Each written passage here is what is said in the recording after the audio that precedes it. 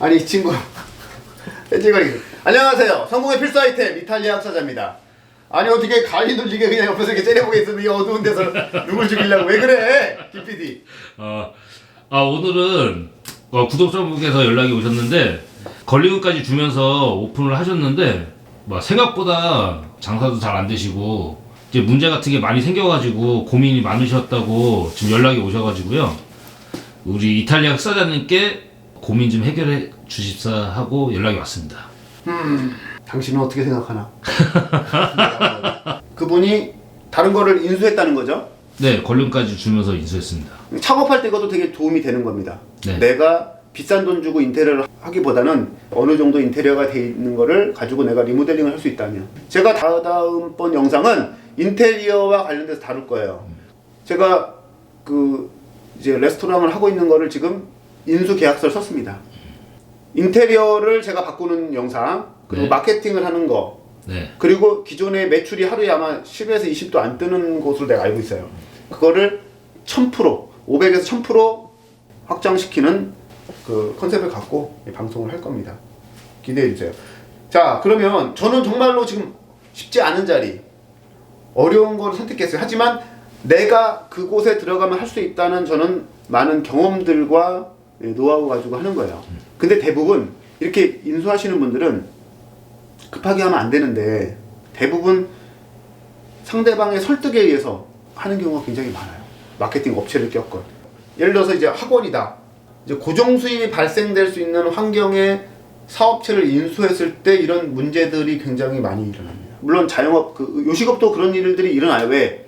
요식업을 팔기 전에 마케팅 업체랑 이렇게 서로 이야기를 하고 6개월 정도 허위 매출, 허매출을 발생시켜요.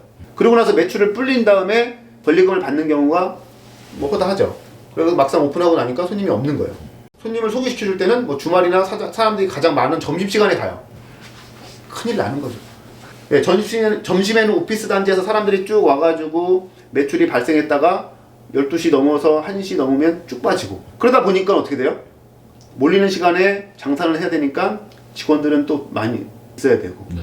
그러다 보니까 운영에 굉장히 차질이 많이 생기는 겁니다. 이런 거는 본인들이 하루 종일 일주일 내내 가보셔야 되는데 이것도 안 하시더라고요. 자, 그리고 학원 같은 경우는 이제 문제가 더 심각하죠. 왜? 원장님이 바뀐다는 거를 알리면 안 되기 때문에 조심해야 된다. 인수하려는 분들은 뭐가 있어요? 자신감이 있다 보니까. 그리고 본인들이 직원으로 있다 보면 내가 하면 이렇게 잘 될 것 같은데, 더 잘할 것 같은데 라는 생각을 분명히 합니다. 자신감이 있고 자리도 좋고, 인수할 때 마케팅 업체를 껴서 하는 경우도 있겠지만 아는 지인이나 지인 소개로 또 오는 경우가 있어요. 그런 경우가 오히려 더 위험할 수도 있어요. 내가 확실하게 알아보지 않는다면.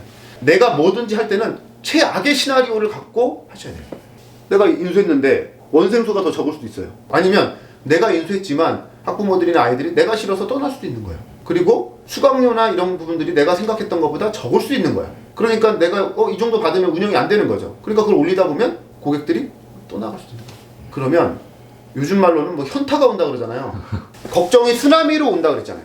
이 마케팅을 할 때 이거 적분하게 막 미사일을 쐈는데 한 발도 명중이 되지 않은 느낌? 그럼 나는 엄청나게 많은 비용을 들였는데 적군 한 명도 안 죽었어. 연기만 모락모락해요. 이럴 때 이 미사일을 만들어야 되나?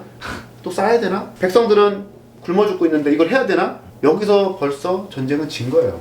하지만 우리는 어떻게 되냐면 열정은 있지만 감정은 없이, 패기는 있지만 뭐는 없이요?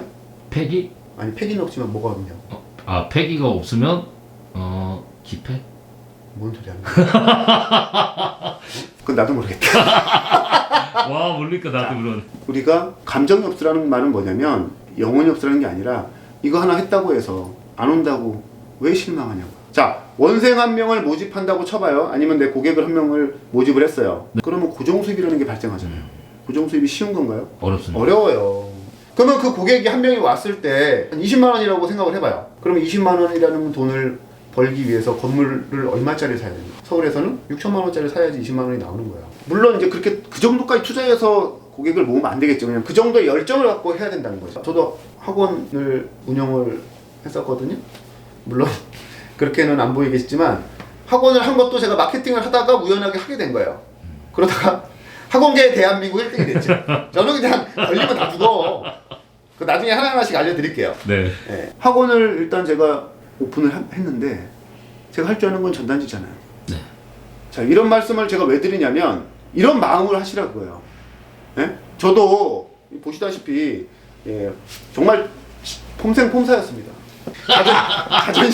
자존심에 죽고 나는 늘 자존심에 목숨 걸었으니까 그랬던 사람이 아파트에 우편함에다 전단지를 꽂을 수가 있었어요. 근데 전단지를 막 계속 꽂다 보면은 경비들과 눈이 마주쳤을 때 힘들어요, 심적으로. 그러면 저는 비가 오는 날 4,000장을 딱 접어요. 접어서 박스에 딱 택배기사처럼 여기 딱 얹어가지고 우산을 들고 가면 눈을 안 마주칠 수가 있잖아요. 네. 4,000개를 어깨에 짊어지고 우편함에다 꽂는 게 제 일이었어요. 그리고 나서 한 하루에 500개에서 1,000집 정도는 또 계단을 탔었고, 너무 내려오면 또 무릎이 안 좋으니까 2개 내려오고 하나는 올라가면서 뿌렸습니다. 나중에 뭐가 생겼냐면 번호키가 생기더라고, 집집마다. 와. 이제 집주인들이 들어갈 때 따라서 들어가는 거죠. 그때 현타 많이 와요. 예? 근데 그거를 이겨내는 거지. 네네. 내가 왜 이런 전단지를 이렇게 뿌리고 추접스럽게 이탈리아 역사자가 하지만 나는 앞으로 벤츠를 타고 다닐 거니까 막 상상을 하는 거예요. 미래 속에서 에너지를 끌어오는 거예요. 막 그러다가 막 추접스럽게 막 달려가면 창피하잖아요. 그래서 사람들이 들어갈 때 내 집이냐 차근차근 이제 양반처럼 걸어갔다가 문이 닫히려고 그러더라고. 다리를 하나 딱 집어넣었어요. 엘리베이터 다리 끼면 열리죠? 네, 맞습니다. 아파트 그 문은 안 열려요. 안 열려. 다리가 낀 채로 뽑는데 신발이 떨어지더라고요. 근데 어느 날은 저를 이제 쫓아서 오신 거야. 그래서 엘리베이터를 그때 15층이었는데 15층을 눌렀는데 경비는 안 누르고 저를 쳐다보고 있더라고요. 야, 그때 제가 어떻게 했을 것 같아, 김 PD?